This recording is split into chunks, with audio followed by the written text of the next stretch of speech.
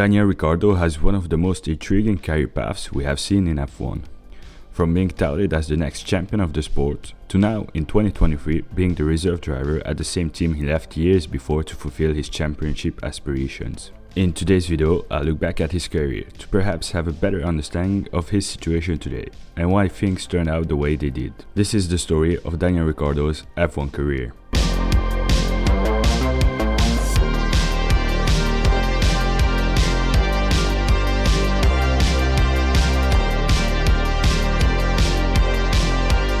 Daniel's junior career started with him competing in various Austrian karting competitions, and he quickly moved to Europe, where after finishing 6th in 2007's Formula Renault 2.0 Italia, he was picked up by the Red Bull junior team. In 2007 he competed in one race in the Formula 3 Euro Series, which was at no other race than Nürburgring, where despite very little experience with his car he managed to finish the first race in 6th position. His first full season of Formula 3 came in 2008, where he competed in the British Formula 3 Championship, a field he dominated by winning the championship with an over 80-point lead over his next competitor. His next venture came in the 2010 edition of the Formula Renault 3.5 series, where he was competing with Tech 1. Going into the final round of the season, Ricciardo sat just 3 points behind championship leader Michael Aleshin. Managing his 8th pole of the season, Ricciardo managed a lights to flag victory, setting the fastest lap and placing himself equal first with one race remaining. After securing second place on the grid for the second race of the weekend, Ricciardo managed to hold position until the pit stops, where he was successfully joined by two of his rivals, including teammate Jean-Éric Vergne. With only 2 laps left in the race and struggling for pace, Ricciardo was overtaken by championship rival Aleshin. Finishing in that order, Ricciardo failed to secure the title in his debut year, losing out to Michael Aleshin by only 2 points. He was signed to ISR for the 2011 season, prior to his call-up to F1. His F1 career started in the 2011 season, where he was confirmed to be Toro Rosso's reserve driver behind Sebastian Buemi and Jaime Alguersuari. Midway through the season, it was announced that Ricciardo will be pairing with Daniel Ricciardo at HRT for the rest of the season, which was beneficial for both Daniel, as he gained experience racing in F1, and for the Spanish team, as Red Bull provided the team with financial help for providing Daniel with a seat in the sport. He finished his first race in the sport at the British GP in 19th place, and the rest of the season went about the same way. But the Honey Badger impressed enough for Red Bull to pick him as number 2 driver at Toro Rosso for the 2012 season, pairing him up with Frenchman Jean-Éric Vergne.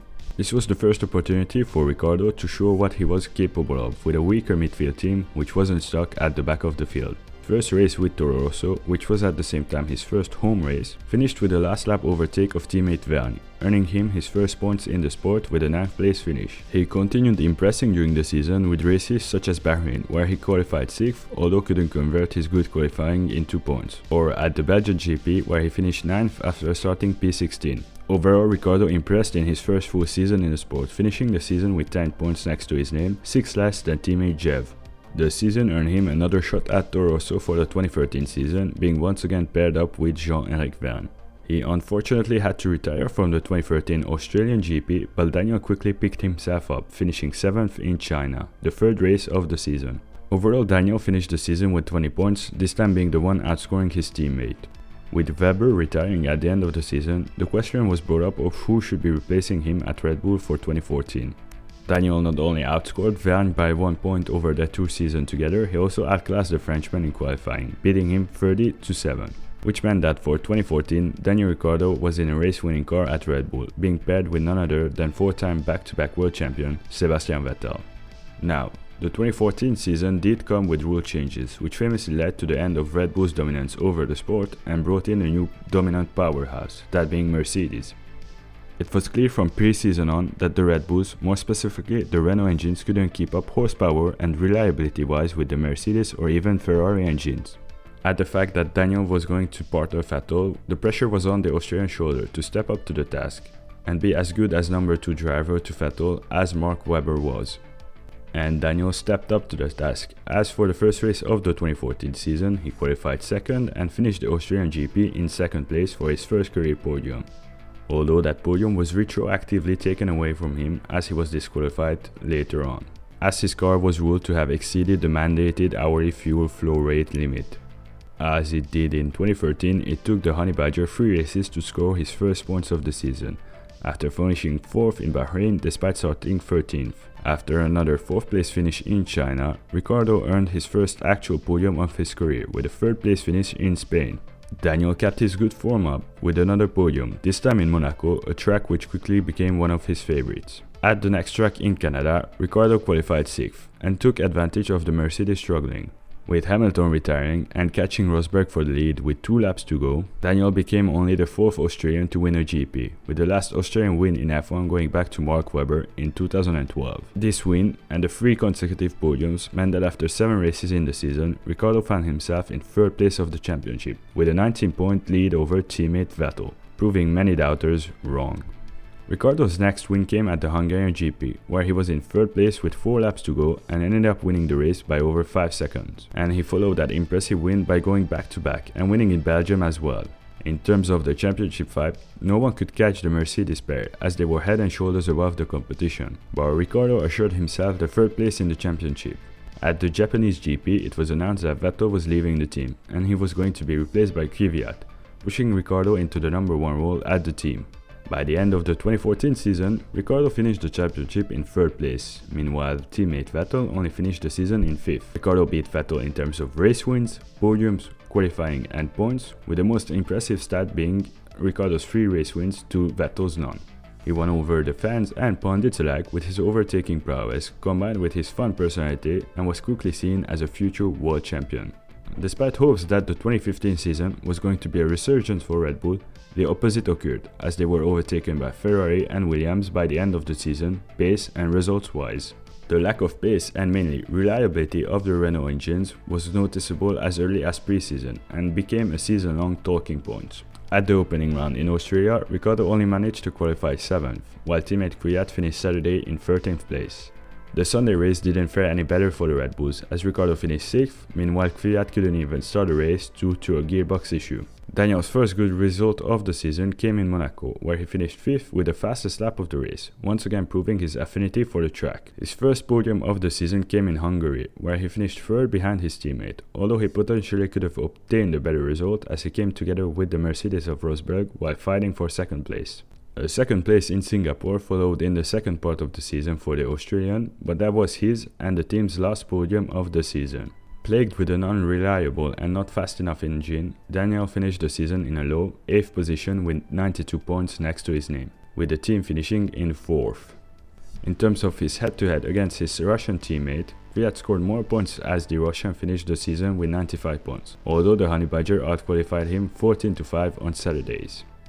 Red Bull could only hope for a better season in 2016, which they started off by replacing the Renault engines with TAG Heuer engines, which were essentially just Renault engines rebranded. For the beginning of the season, the team kept the Ricciardo-Kvyat duo. The team was much stronger than in 2015, battling with the Ferraris for number 2 in the championship, although still a long way off Mercedes. In the opening race for the 2016 season, Ricciardo only qualified 8th in Austria as he was caught out by the new qualifying format.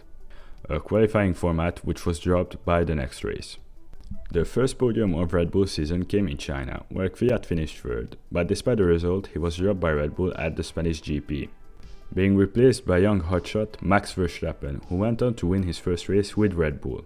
The Dutch brought a new dynamic to the team, as he pushed Ricciardo much more than Kvyat did. The Australian answered quickly to Max at the Monaco GP, where he qualified 1st, dominated the weekend and should have all but won the race, but was screwed over by his team as they weren't ready for his pit stop and subsequently cost him the race win. He still came home in 2nd place, but felt as if he could have ended the weekend with much more than that. In the post-race interview, he started to express frustrations with his team. Like I've been run over by an 18-wheel truck. For the 2nd week in a row. 2 weaker weekends followed for Daniel, as he only managed 7th in both the Canadian and European GP. Meanwhile, new teammate Verstappen stepped on the podium for both of those races. Ricciardo's next podium came at the Hungarian GP, which kicked off his best form of the season, as he stood on 7 podiums in the next 9 races, including a first win of the season in Malaysia. Daniel took advantage of Hamilton's engine failure to win the race in Malaysia, giving him his 4th win of his career. Meanwhile, Max in the other Red Bull finished in 2nd place, giving the team their first 1-2 in the hybrid era, and their only one until the Emilia-Romagna GP in 2022. This good run of form also brought the shoey celebration, as at the podium at the German GP, where Daniel finished second, he celebrated by drinking champagne out of his shoes, and dubbed the celebration the shoey. He repeated the celebration after his win in Malaysia, and was able to get team boss Christian Horner as well as podium sharers Verstappen and Rosberg to repeat the celebration. The celebration has now truly become a part of Ricciardo's brand and will be associated with him in the mind of supporters of the sport. He took home 2 further podium finishes in Austin and in Mexico, and the 3rd place in Mexico assured him the 3rd place in the World Championship. And by the end of the season, Red Bull finished 2nd in the Constructors' Championship. 2016 was truly a comeback for Red Bull to form, as they were the only team beside Mercedes to win a race. In terms of his head-to-head against Verstappen, Ricciardo obviously had more points than Max, as he had 4 races more in the Red Bull. And in terms of qualifying, he beat the Dutchman 10-6. For the 2017 season, Red Bull kept both drivers and hoped to continue their good form from 2016 and be more competitive against the Mercedes. But instead of fighting with the Mercs for the championship, reliability became an even bigger issue at Red Bull, as they had 13 retirements overall, with 6 for Daniel and 7 for Max. For their first race in the season in Australia, Daniel only managed 10th in qualifying as he spun into the barrier. The accident forced him to change his gearbox, meaning that he started in 15th place. If that wasn't bad enough, he started the race with 2 laps down, as a sensor issue prevented him from taking the grid. He finally retired on lap 25 with a fuel pressure problem. His first podium of the season came in Spain, where after qualifying in P6 and profiting from the first lap incident that forced both Raikkonen and Verstappen to retire, he finished 3rd. This started a streak of 5 podiums in a row, including his first win of the season in Baku. In the chaotic race, marked by the now infamous incident between Hamilton and Vettel, Ricciardo managed to keep up pace with the leading pair and inherited the lead after Hamilton had an unscheduled pit stop and Vettel was handed a 10-second stop-and-go penalty. After taking the lead, Ricciardo didn't look back and won in dominant fashion. It was a needed win in a season marked by unreliability and uncertainty. Following the summer break, a streak of 4 podiums in 5 races followed for the Australian, including a 2nd place in Singapore and a smooth and reassured drive while fending off Vettel for 3rd place in Malaysia, which came with a Red Bull double podium. It all looked like Ricciardo was going to get 4th in the Drivers' Championship, but 3 retirements in the last 4 races, including a season worst finish in 6th place in Brazil, meant that he was overtaken by Raikkonen for 4th. Ricciardo finished the season with 9 podiums, including the win in Baku, and with 200 points next to his name. Meanwhile, Max finished the season with 168 points, although suffered 1 more retirement, and the Dutchman beat his more experienced teammate 11-9 in qualifying and 13-7 in races. Tensions started to be more felt within the team, as Ricciardo's contract expired in 2018 and he wanted to establish himself as the number 1 option in the team. Meanwhile, Red Bull saw Max as a future world champion, proven by his long-term contract, which kept him with Red Bull until 2020. This all came together in Hungary, where Max crashed into Daniel on the first lap of the race, forcing the Aussie to retire. Testing for the 2018 season suggested that Red Bull could potentially be in the mix for the title fight. And with one of the, if not the strongest driver pairing on the grid, fans and pundits alike were wondering if this season could be the return of the Austrian team at the top of the sport. And with Daniel's contract expiring at the end of the season, a fascinating fight between teammates was inbound. Red Bull's frustrations with Renault only grew as the season went on, and they ended their relationship with the French engine supplier at the end of the 2018 season. Despite the pre-season hopes, Red Bull could only look on in Australia as Ferrari and Mercedes fought between themselves for the race win. Ricciardo started his season with a 4th place after starting 8th, still looking for his first home podium. He retired from the 2nd GP of the season with a mechanical failure, but he managed to pull through and win in China, thanks to spectacular overtakes. He truly announced himself to this season with his performance at the Chinese GP, as he won after starting 6th. The next GP in Azerbaijan became a true turning point in Ricciardo's on-track relationship with both Verstappen and Red Bull. During the race they banged tires while Daniel was trying to overtake Verstappen, and after a round of pit stops, Max was once again in front of Daniel. And as Daniel was trying to overtake Max once again,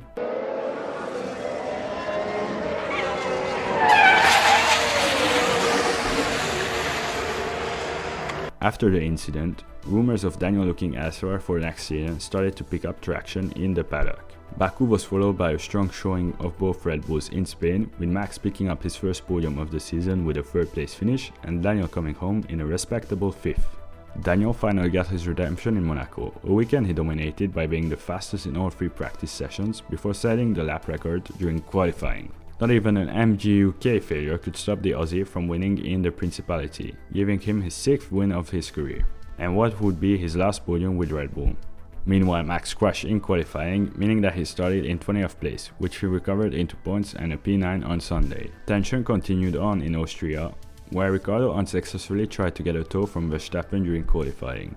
This all culminated with the Australian shocking the grid and announcing during the summer break that he'll be joining Renault for the 2019 season. Up to the summer break, Ricciardo already suffered 4 retirements, which were followed with 4 more in the second part of the season. Daniel's best result post-summer break was 4th place, which he achieved in Japan, Brazil and Abu Dhabi, finishing the season in 6th place of the championship with 170 points. In 4 years with Red Bull, Ricciardo entered in 100 races, won 7 races, finished on a podium 29 times with 3 pole positions. While he never became world champion at Red Bull, he was twice the best non-Mercedes driver by finishing 3rd in the championship, and went to Renault with high expectations. In 2018, Renault finished best of the rest in the Constructors' Championship, and were expected to keep getting better with one of the best drivers on the grid as their number 1 driver, paired up with one of the best midfield drivers in Nico Hülkenberg.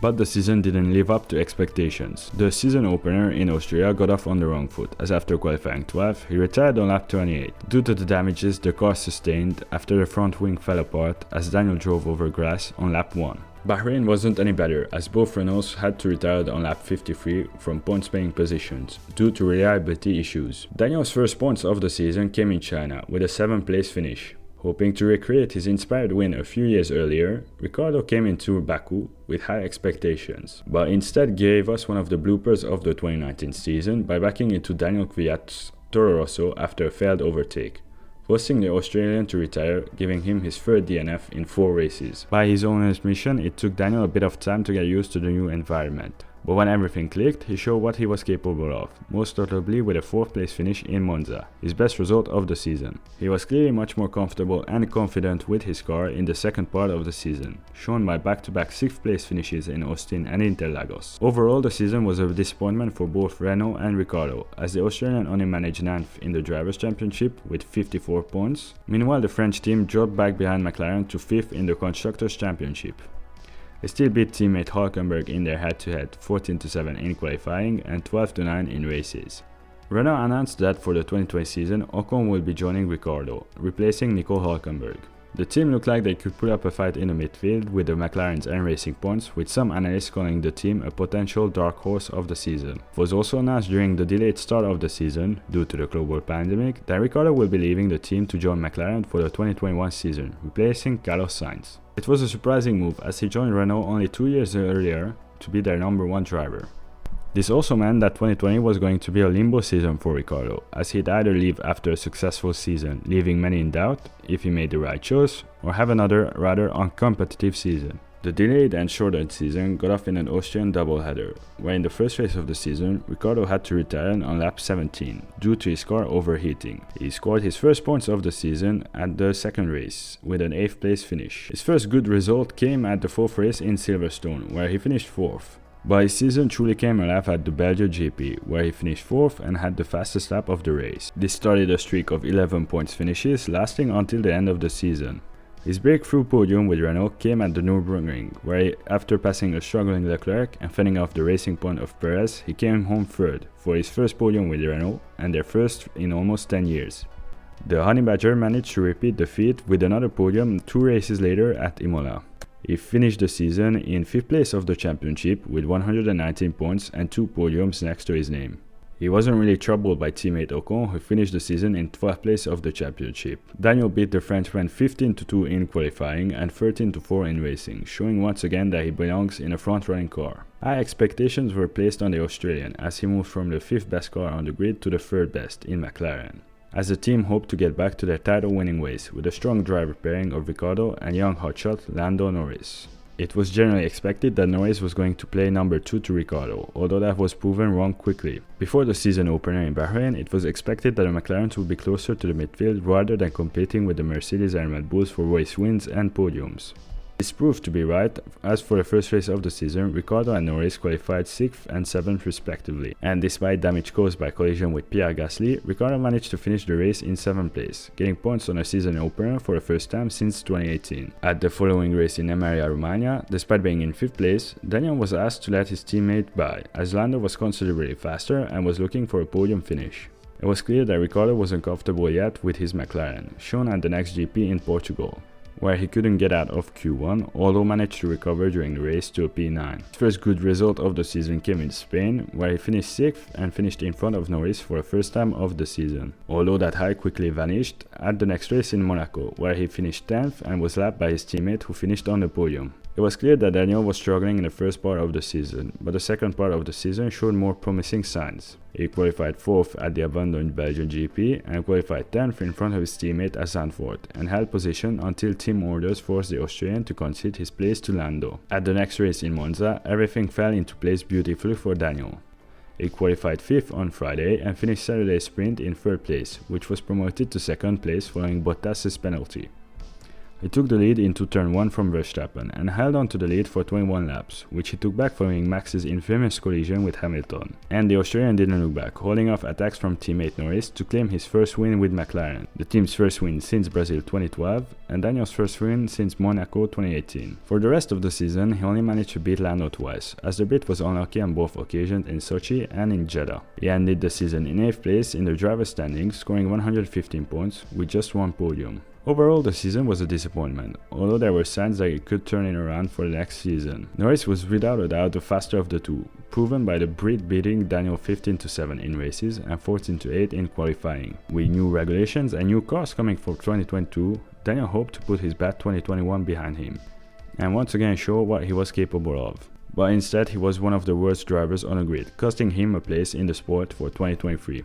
It was expected after pre-season testing that the McLaren was going to struggle in the midfield, losing pace compared to their competitors. Ricciardo's pre-season was cut short due to the Australian testing positive for COVID-19, although he was released from isolation before the season opener in Bahrain, where he qualified P18 and finished in 14th. Saudi Arabia didn't fare any better for him, as he retired from P9 with an engine failure.